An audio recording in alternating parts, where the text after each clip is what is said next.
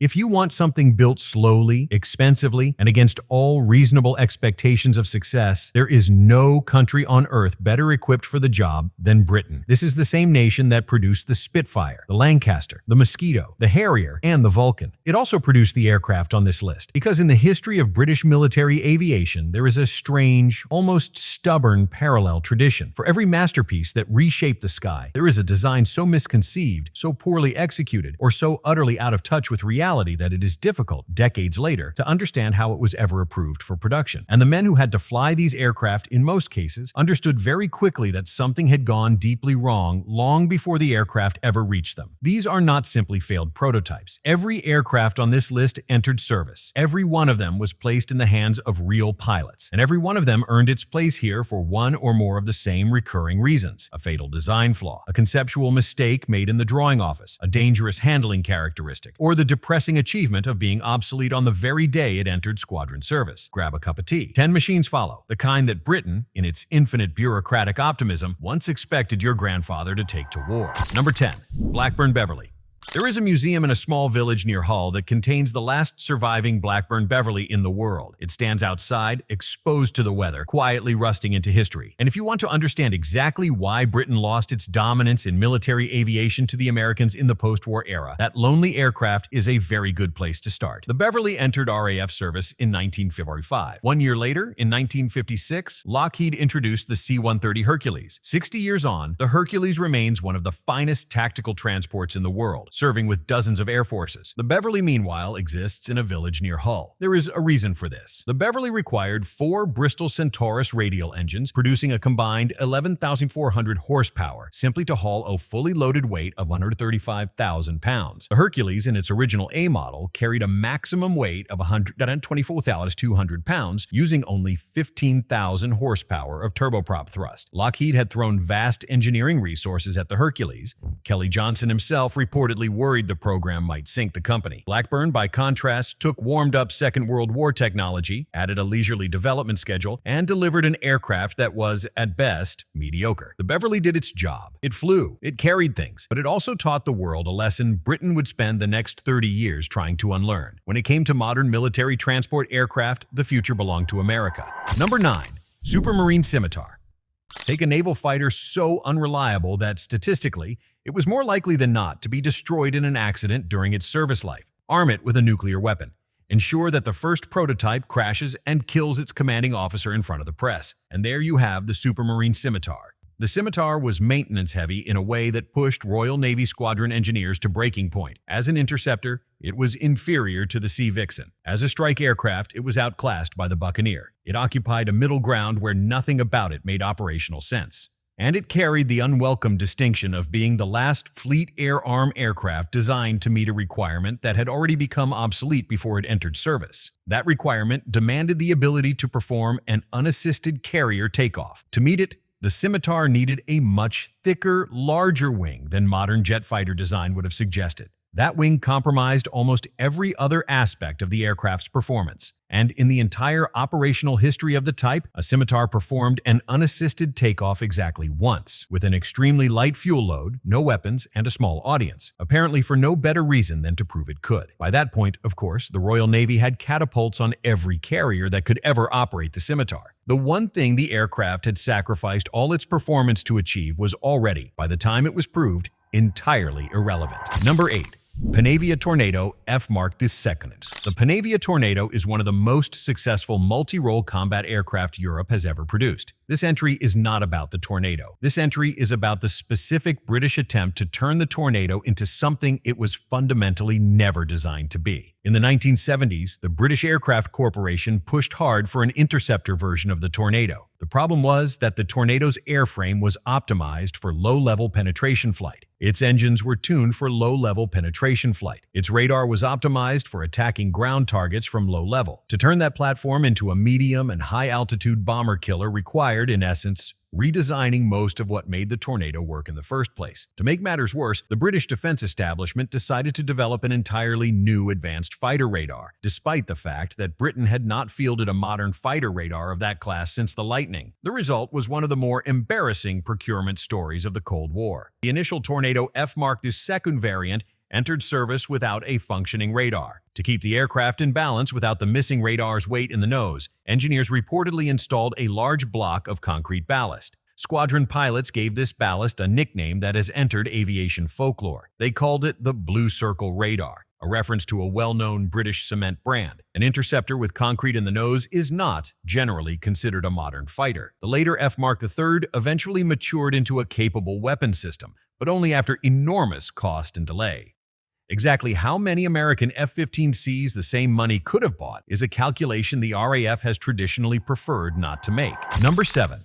Gloster Javelin. It takes a very particular kind of engineering to produce a delta-wing aircraft with one of the highest thrust-to-weight ratios of its generation, and still deliver a fighter that cannot reach the speed of sound in level flight. The Gloster Javelin managed it. Entering RAF service in 1956, the Javelin was designed as an all-weather interceptor for the Cold War threat environment of the mid-1950s. It arrived in the same year as the disappointing American Convair F-102 Delta Dagger, an aircraft famously so problematic in its early form that it had to be substantially redesigned. And yet, even the flawed F-102 would have left the Javelin behind in a straight-line acceleration. The Javelin's subsonic performance made it obsolete for interception work almost immediately. Its handling was, by the accounts of the pilots who flew it, uninspiring, and its operational career was mercifully short. After only 12 years in frontline service, the RAF withdrew the type. Unsurprisingly, no foreign air force ever placed an order. At a time when the United States, the Soviet Union, and France were all producing supersonic interceptors,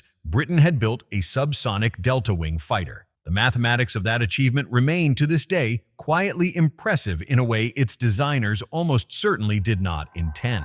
Number 6. Blackburn Firebrand. The story of the Blackburn Firebrand torpedo fighter is not simply the story of a bad aircraft. It is the story of an institution that responded to a bad aircraft by attacking the pilots who reported it. The specification for the Firebrand was issued in 1939. 6 years of development followed. Not until the closing weeks of the Second World War did the aircraft begin to enter service. And when it arrived, it was, in the plainest available language, awful. The Firebrand suffered from stability problems on every axis. It exhibited a marked tendency toward lethal stalls. External fuel tanks were banned to reduce the aircraft's risk profile, which had the unintended effect of also reducing its usefulness in the role it had been built for. 2 operational Firebrand squadrons were eventually formed. The flying complement of these squadrons was drawn heavily, and in some accounts almost entirely, from qualified flying instructors, the most experienced pilots the Fleet Air Arm could produce. The reason was straightforward. No one else could be trusted to survive the aircraft. And when pilots reported the Firebrand's serious deficiencies, the Fleet Air Arm response was not a redesign program. It was an inquiry into the pilots. Reports from the period described something that closely resembled a witch hunt against aircrew who dared to speak openly about the dangers of the aircraft they were expected to fly into combat. The Firebrand never achieved anything meaningful in operational service. It survived, briefly, as a monument to institutional pride, refusing to admit that it had been wrong. Number 5. De Havilland Sea Vixen. Of every aircraft on this list, none took a heavier human toll than the Royal Navy's Sea Vixen. 145 Sea Vixens were built. Of those, approximately 37% were lost over the 12 years the type served on the front line. More than half of those losses were fatal. In total, 51 Royal Navy aircrew were killed flying the Sea Vixen. The specification that produced it had been issued in 1947, originally for a combined Fleet Air Arm and RAF aircraft. The DH-110 prototype first flew in 1951. In 1952, one of them broke up during a low-level display at Farnborough in one of the most catastrophic airshow disasters in British aviation history. Development slowed. The project was placed on hold while alternatives were considered. When it was revived, it required substantial redesign for naval operations, followed by further modifications when the Royal Navy requested a larger radar and additional equipment. The result was an aircraft that arrived years too late. Its American contemporary, the Vought F-8 Crusader, was in service in 1957 and remained in operational use into the 1980s, and in the case of some derivatives, the 2000s. The F-8 was more than twice as fast as the Sea Vixen while using 3,000 pounds less thrust. The other American peer, the F-4 Phantom, is still in service with several air forces today. The Sea Vixen was retired in 1972. For a naval fighter that had cost 51 Royal Navy lives, arriving obsolete on the day it entered squadron service is a difficult record to defend. Number 4. Saro Lerwick. Despite possessing what can only be described as a decidedly cuddly appearance, The Saro Lerwick was a killer. Designed as a long-range maritime patrol flying boat, the Lerwick had been recommended for cancellation in 1939 before it ever entered service. Coastal Command pressed it into use anyway, because Britain had nothing else available for the mission. Of 21 Lerwicks built,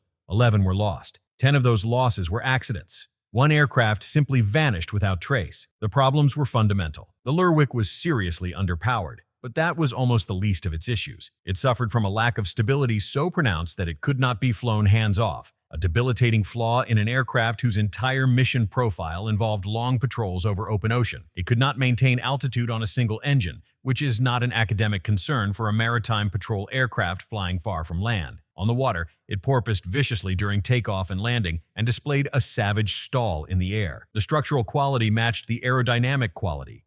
Floats regularly broke off in service. The hydraulic system was described in period reports as woefully unreliable. And yet, through a combination of desperation, wartime necessity, and the steady arithmetic of attrition, the surviving Lerwicks continued flying until the end of 1942. Number 3. Blackburn Botha. If you have started to notice a pattern involving one particular British aircraft manufacturer, you are not imagining it. We will come to that. The Blackburn Botha was intended to be a torpedo bomber. It failed. Its performance was so poor that it never entered service in that role. Had that been the end of the story, the Botha would today be remembered as an obscure mediocrity, unremarkable in an industry that produces many. But Blackburn's design team had achieved something almost creative. They had produced an aircraft in which it was extremely difficult to see anything except what lay directly ahead of the cockpit. For an aircraft now being reassigned to the reconnaissance role, this presented an obvious problem. The Botha was quickly overtaken in that mission by the very Anson it had originally been designed to replace. It was then passed to training units, where its combination of poor visibility and marginal power produced an accident record that was genuinely alarming. Somehow, against all reasonable expectations, the Botha soldiered on in service until 1944. Approximately 580 were built. That figure remains one of the more remarkable examples in aviation history of a manufacturing program continuing at scale long after its central purpose had failed. Number 2. Blackburn Roc. The Blackburn Roc is a fascinating study in the wrong idea, applied to the wrong airframe, in pursuit of the wrong mission. In the years immediately before the Second World War, British aeronautical thinking briefly became attached to a concept that seems bizarre in retrospect: the turret fighter. The idea was that a fighter armed with a rotating gun turret, operated by a dedicated gunner, could deliver flexible defensive firepower more effectively than fixed forward-firing guns. The most famous product of that thinking was the Boulton-Paul Defiant, which, considering the concept it was built around, performed surprisingly well within its very limited niche. The Roc, by contrast, was that same flawed idea grafted onto the wrong airframe. It was derived from the Blackburn Squaw dive bomber. It carried a massively over-engineered structure inherited from that dive bomber ancestry. It used a less powerful engine than the Defiant, and it flew more than 100 miles per hour slower than an aircraft that was already itself a compromise. How an aircraft that could not reliably exceed 200 miles per hour was expected to survive in the skies of 1940, let alone contribute meaningfully to air combat, is one of the enduring mysteries of the early war period. Perhaps equally mysterious is the fact that the Roc's only confirmed aerial kill was a Junkers Ju-88, one of the fastest bombers of the entire war. Even by the standards of British interwar aviation optimism, this stands out. Number 1. Blackburn Twin. Blackburn, which brings us at last to number 1, and to the pattern we have been quietly ignoring. Of the 10 aircraft on this list, 5 were designed and built by Blackburn Aircraft. If there is a single company that deserves a monument to the art of the misconceived warplane, Blackburn is the leading candidate. The Blackburn Twin Blackburn, known as the T.B, was intended to destroy German Zeppelin airships during the First World War. The concept required the T.B to climb above the Zeppelin and drop explosive Rankin darts on any airship foolish enough to intrude on British airspace. This concept required the T.B to actually reach airship operating altitude. It could not. Even after 2/3 of its explosive dart payload was removed to save weight, the underpowered T.B was still unable to climb high enough to attack its intended target. Its structural design was, to put it politely, ambitious. The airframe consisted of 2 BE-2 fuselages lashed together with a new wing structure, and, one imagines, a certain amount of hope. The result was not particularly rigid. Wing warping, the primary means of roll control in aircraft of that era, flexed the entire structure so severely that the aircraft could, on occasion, turn in the opposite direction to the one the pilot had intended. The observer sat in one fuselage. The pilot sat in the other. Communication between them was impossible except through hand signals, which, given the observer's likely opinion of the aircraft after any particular flight,